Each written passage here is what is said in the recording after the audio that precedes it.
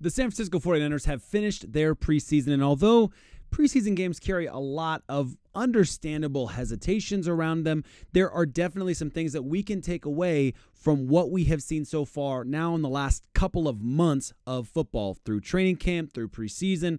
Lots of stuff we can take away. On today's show, we are talking about a, quote, surprising rookie to make the 53-man roster. You let me know in the comments if you think it's a surprise. I think it's pretty awesome either way. A preseason wrap-up, a major injury update, or updates, I should say, and we will close out with the 2-minute drill. If you're new here, I'm Nate. We are talking the San Francisco 49ers every day on this channel, so make sure you hit that subscribe button. Don't miss out on all the action. And if you would consider hitting that like button, supposedly that helps the algorithm out too, so that's a good thing, I think. Sounds good. The good news is this: ESPN beat reporter Nick Wagner picked Jarrett Kingston to make the 53-man roster and open the season in place of Chris Hubbard. And he not only makes a lot of sense in his explanation of why, but after reading this, I'll almost be disappointed if Kingston doesn't make the 53-man roster, because it makes so much sense. We'll break all that down in a second, but first, comment below. Who climbed the biggest mountain in preseason?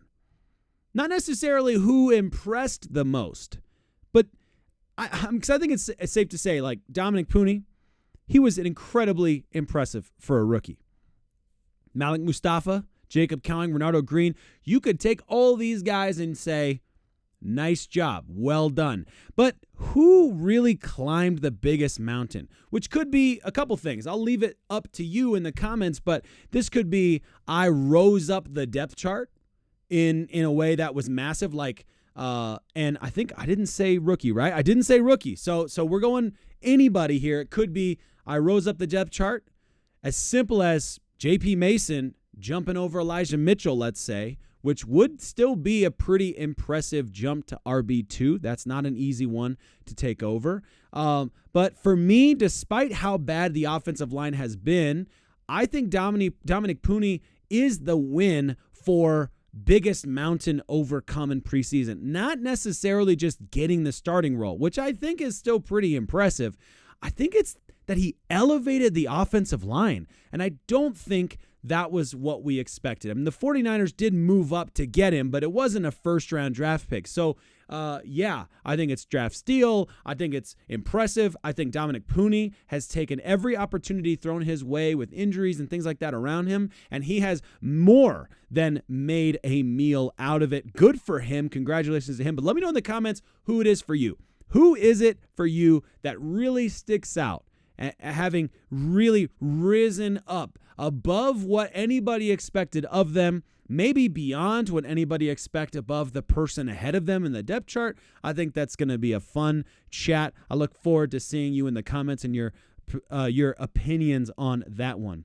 Let's get to the first story of the day, which is an intriguing rookie, a surprising rookie gets predicted in the 53-man roster spot, and this one's fascinating to me. I actually really like this. Nick Wagner, the 49ers beat reporter for ESPN, released his final roster projections on Saturday, which unfortunately I can't put up here on the screen because it is behind a paywall, so I can't do that. But he predicted that 6th-round rookie guard Jarrett Kingston will earn a spot on the offensive line depth chart over 11th-year veteran Chris Hubbard. Rookie Kingston is also intriguing, and though it's hard to find a spot for him, the guess is he sticks over Chris Hubbard, who can make it through to the practice squad. Now, I want to pause on that particular statement right there. He can make it through to the practice squad. That's a really key point, because we talked about this yesterday or maybe 2 days ago with rookie players and how hard it might be for some of these individuals to make it to the practice squad. And then in addition to that, the size of the practice squad getting bigger over the years makes it more possible for you to keep guys like Chris Hubbard around, assuming he doesn't get picked up. And I think this is a great take from Nick Wagner. Kingston, 24, could be a late round steal for San Francisco. 6'4", 305, had a 6-year collegiate career at Washington State in Southern California before finally declaring for the draft in 24. In training camp, though, he was evidently impressed. It would still be a surprise on paper, though, to see Kingston over Hubbard, who has played 94 NFL games going back to 2014. He played 4 years with the Cleveland Browns, 5 years with the Pittsburgh Steelers, and then a one stop in 23 with Tennessee Titans. Though the 49ers likely hope some combination of Spencer Burford, Aaron Banks, and Dominic Puni fill out their weekly starting guard spots, it's important to have trustworthy depth at the position, and I'm going to agree with that massively.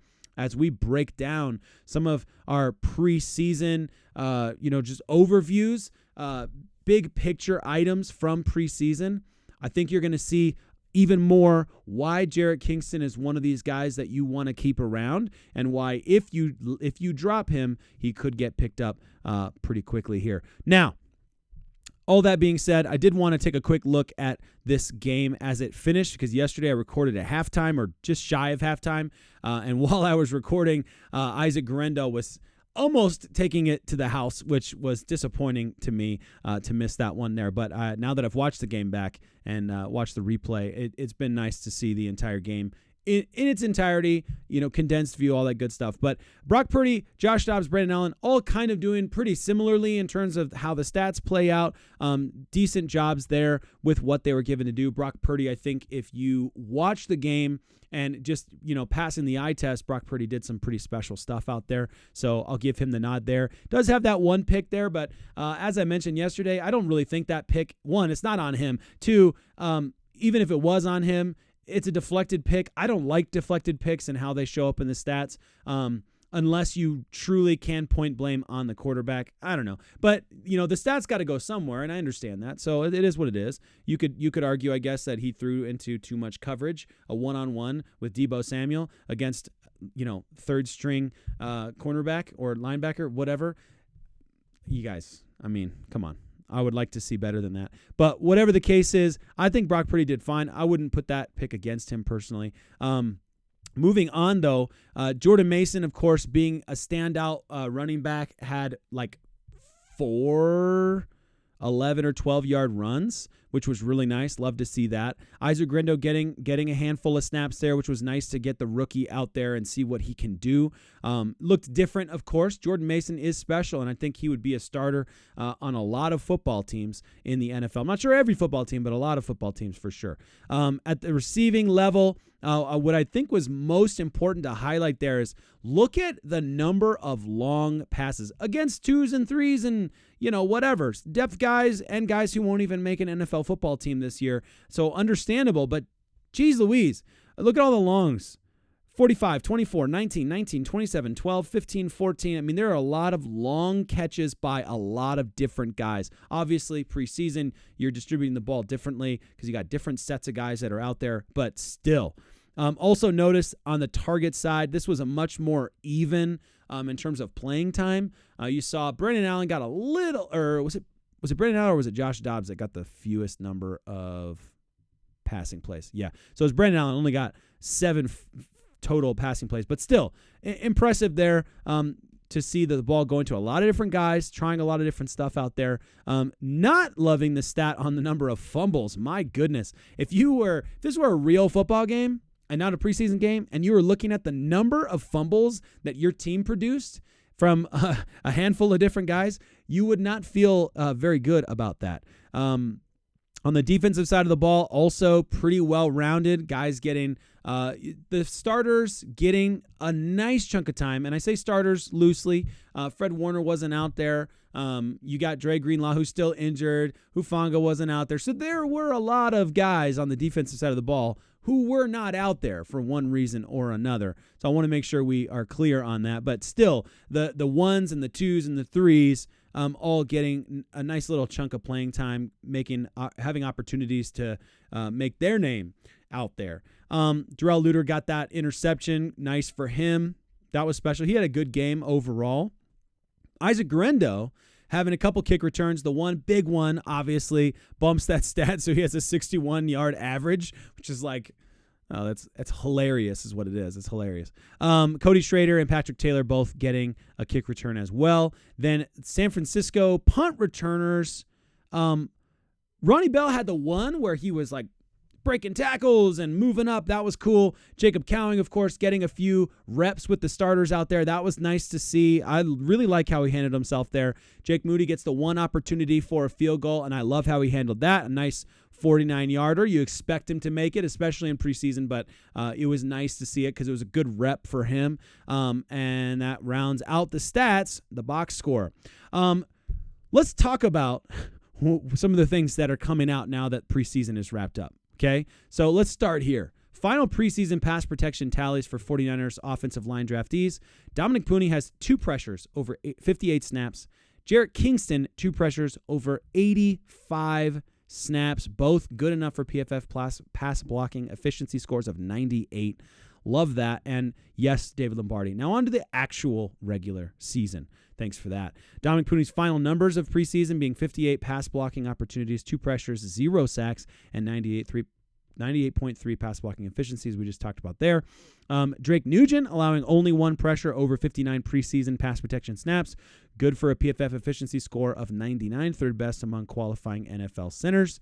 Nugent didn't play against frontliners, but I expect developmental practice squad spot for him.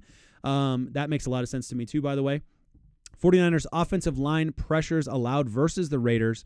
And you look at this, and there are some names on here you're happy to see only 1, and then there are a couple names toward the top of the list that you kind of would expect to see toward the bottom of one of these types of lists, right? You don't want to see your starting left tackle, and I say starting being last night's starting left tackle, obviously not going to start over Trent Williams, but your starting left tackle that's not the one that you want to see given up the most number of offensive pressures against not Raiders 1s and 2s, Raiders 2s, 3s, and beyond. Not a good situation there. Didn't love that. Colton McKivitz also not having a great game. We'll take a look at some of that in a second here. But yeah, overall, just in terms of the game itself, their final preseason game, top 5 run blocking grades, George Kittle, Tay Martin, Dominic Purdy, Colton McKivitz, and Jake Brendel. Remembering,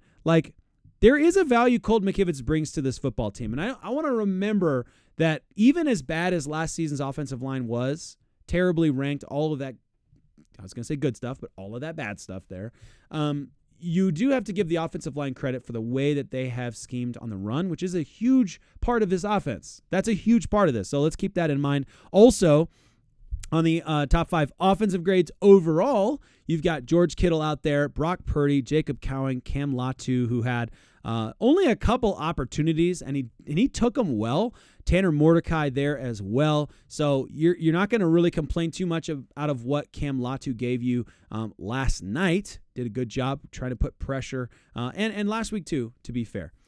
Defensively speaking, Jair Brown gets the highest grade, followed by Flan. Malik Collins, who had one time, at least I remember him having an absolute run stuff, which you love to see that, of course. Tatum Bethune and Rock Ya-Sin making sure, again, this is the thing that we've been talking about with Rock Ya-Sin is so funny because he's constantly a bubble guy, but then he's going out there and he's doing the best he can with what he has. He had one, I think it was Ya-Sin who had one pass breakup that was electric, absolutely electric, and important because it forced the 4th down. Top 5 coverage grades, Jair Brown, Flan, Rock Ya-Sin, Devondre Campbell, and Tatum Bethune, Tatum Bethune had a pretty good game as well. Again, preseason, whatever. I feel like I have to say that because I know if I don't, someone's going to say that in the comments. On the top 5 receiving grades, Cam Latu has those 2 really special ones, and so that gets him a nice receiving grade there. Wasn't targeted enough to really have a bad receiving grade because he took care of the couple targets he got.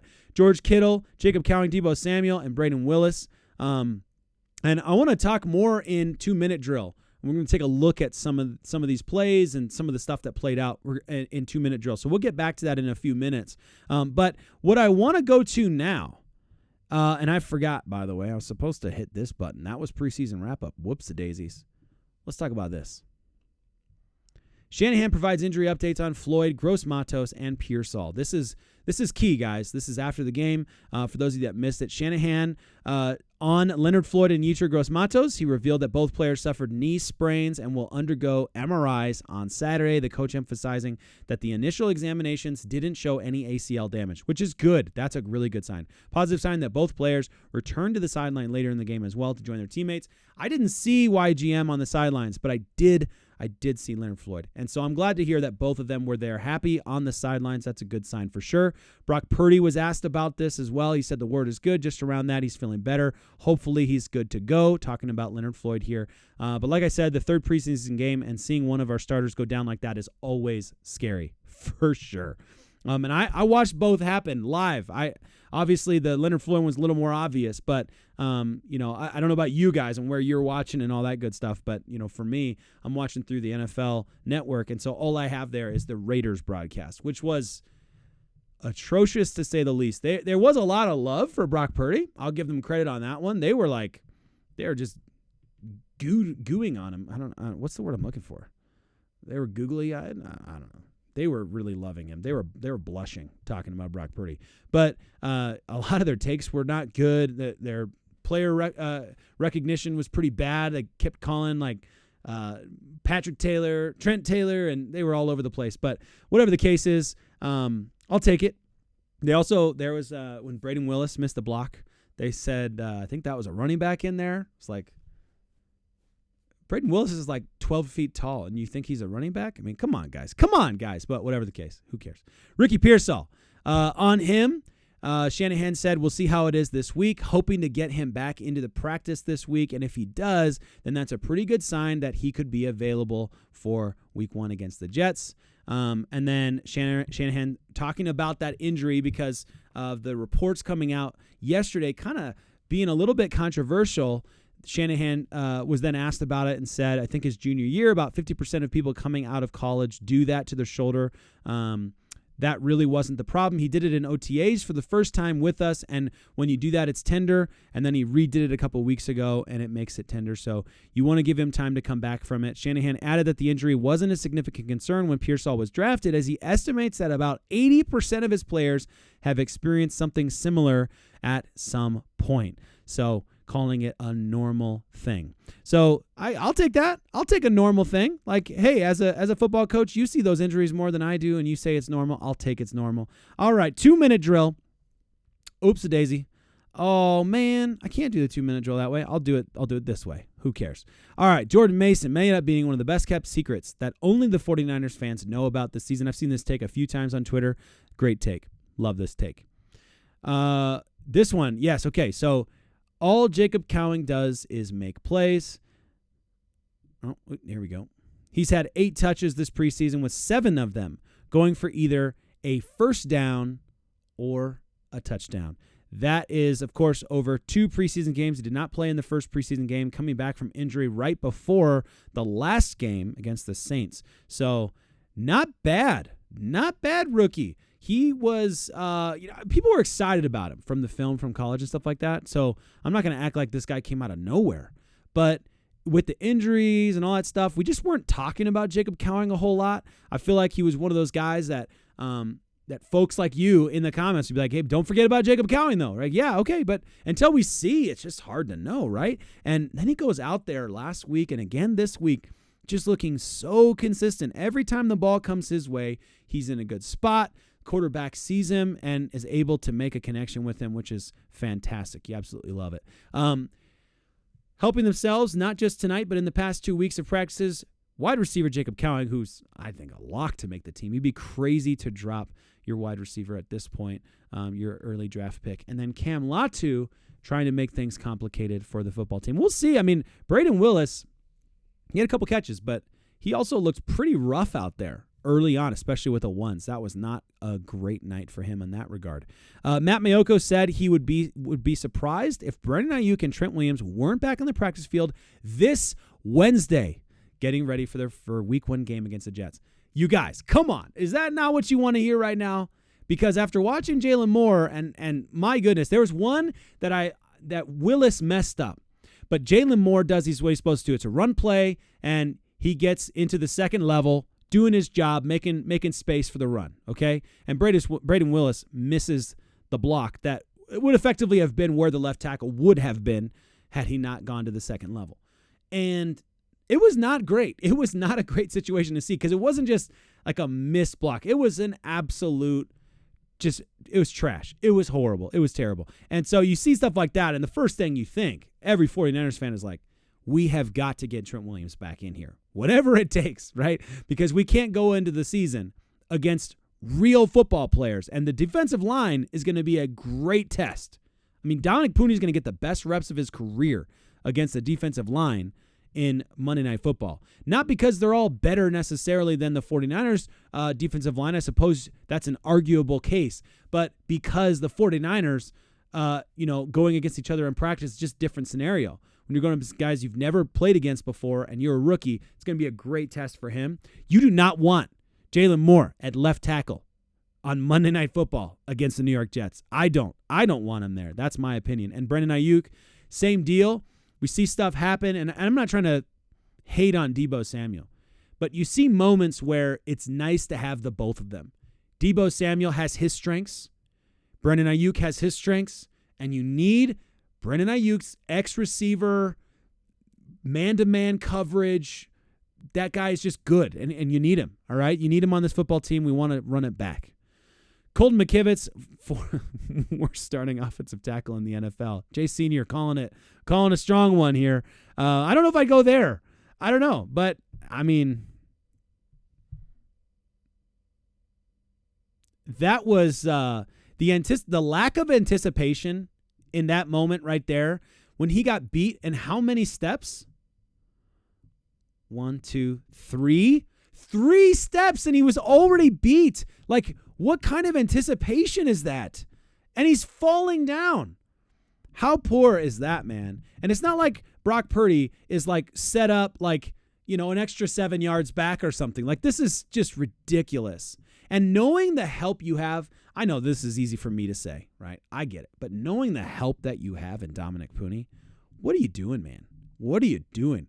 Cheat down. Force him inside. Keep it tight. Golly. That was not good. And that, of course, is the play that turned into... Yeah, he got a hand in there for sure. This is a tough one. This is one where when you watch it in slow motion, you're like, that's pass interference. Because it looks like it, doesn't it, in slow motion? And maybe technically, but to the naked eye, you're never going to see that as pass interference. That's one of those plays. And, of course, just falls so perfectly to the Raiders, which is unfortunate. It's unlucky. It's a garbage play. Final 2-minute drill. Love this one here. 49ers 2024 draft class is already set to produce week 1 right guard Dominic Puni. Kickoff returner, maybe kickoff returner. I don't want to go that far. All right, that's a stretch maybe for me. But Isaac Guerendo, punt returner, 4th and 5th round wide receiver Jacob Cowing, and fourth rounder cornerback Renardo Green. Immediate results, big difference from last few years, and that's with first-round draft pick not even registering yet. And I want to give massive credit to that point of view, that perspective. I agree with it completely.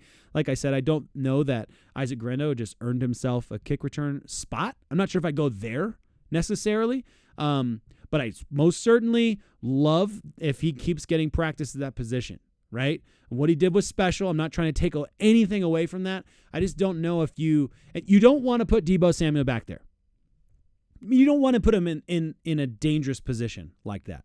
Of course, you'd love to have his talent there, but you most certainly also don't want to throw a rookie back there before they're totally ready. And he's only had 1 preseason game. He's only been healthy for like a week and a half. So I don't think it's quite time to go there personally. But shoot, like what we saw, I'm not going to complain too much. Let me know what you guys think in the comments, though. My goodness. Is Isaac Guerendo the starting kick returner? That's a good question for another video. We'll have to do that one later. Listen, guys, this is big. Okay, you got 16 days to the Jets, but really the date that I should have put up there that I didn't, which is Saturday, Sunday, Monday, Tuesday, you've got 2.5 days. 2.5 days from when this video is going out to figure this out. We are running out of time. It's Saturday night. You've got all of Sunday, all of Monday, and it better be done. You know you're 53. And I know the 49ers are probably working through only a handful of those headaches, right? Most of the positions set themselves. This football team is just too talented. But then you've got guys out there who are making names for themselves, trying to make sure that they are on the football team that's about to run it back and try and go win a Super Bowl. And you love it. You love to see it. Absolutely. As always, guys, I'm loving this. This is so much fun. Thanks for joining. Thanks for watching. Thanks for commenting. Thanks for liking the videos and being a part of the community here. It's super fun. As always, what a time to be alive.